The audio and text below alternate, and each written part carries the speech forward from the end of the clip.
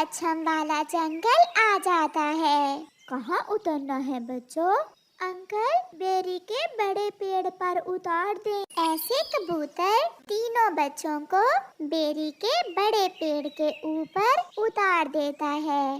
तुम्हारी दादू का घर कहाँ है?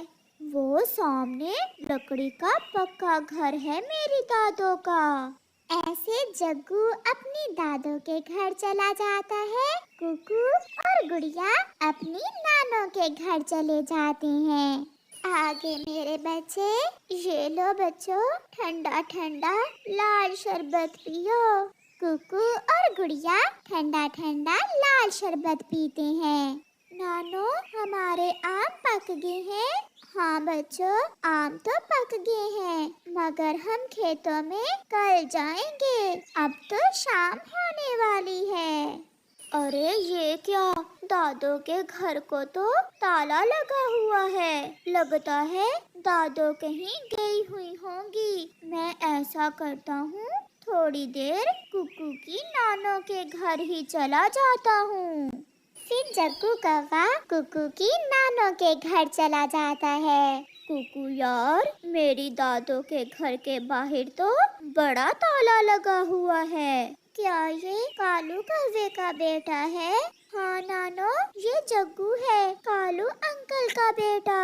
बेटा, आपकी दादू बाजार गई हुई है, मुझे थोड़ी देर पहले मिली थी। आप ये ठंडा शरबत पिए और अपने दोस्तों से खेलें। जब आपकी दादू आए तो घर चले जाना। फिर जग्गू ठंडा लाल शरबत पीता है। बच्चों, मैं बाजार से सब्जी लेकर आती हूँ, आप घर में ही रहना, कहीं बाहर न जाना। ठीक है नानो, हम फुटबॉल से खेल लेते हैं। नानो बाजार चली जाती है। जग्गू, चलो खेलते हैं। मैं तो बहुत थका हुआ हूँ, मैं तो सोने लगा हूँ, तुम खेलो।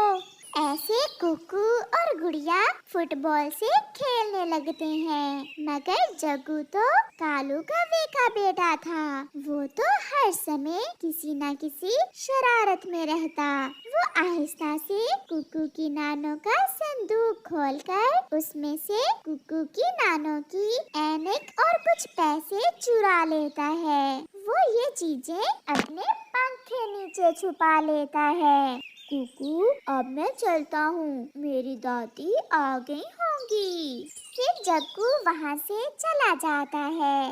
नानो बाजार से सब्जी लेती है और घर वापस आती है।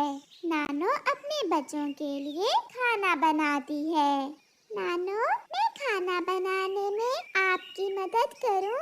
नहीं बेटी, आप खेलो, मैंने खाना बना लिया है। फिर वो सब खाना खा लेते हैं। और फिर नानो जैसे ही अपना संदूक खोलती है तो उसमें उसकी ऐनक नहीं थी और उसका सामान भी बिखरा पड़ा था।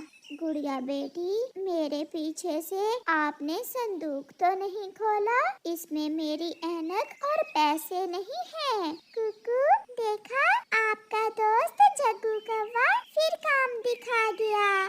नानो, आप चले, हम अभी जग्गू के पास जाते हैं। फिर कुकू अपनी नानों को साथ लेकर जग्गू के पास जाता है। सामने ही जग्गू कुकू की नानों की ऐनक लगाकर बैठा हुआ था।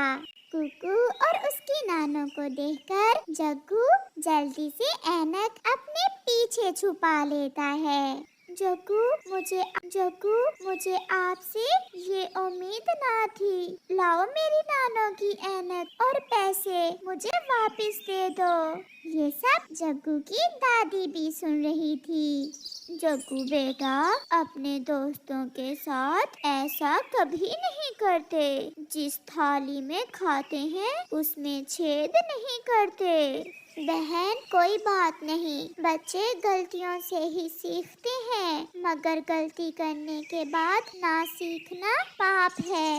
ये सब सुनकर जग्गू बहुत शर्मिंदा होता है और वो कुकू की नानों की ऐनक और पैसे वापस कर देता है और फिर कभी ऐसा ना करने का वादा करता है। प्यारे दोस्तों, इस कहानी से हमें सीख मिलती है कि हमें कभी भी ऐसा काम नहीं करना चाहिए जिससे हमें दूसरों के सामने शर्मिंदा होना पड़े।